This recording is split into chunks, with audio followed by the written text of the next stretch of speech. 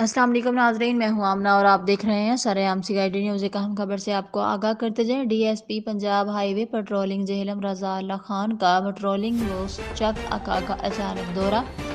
S S P patrolling Rawalpindi region Gulfam Nasir Warraich کی خصوصی ہدایت پر D S P Raza Ullah Khan نے پٹرولنگ پوسٹ کی فارم انسپیکشن کی۔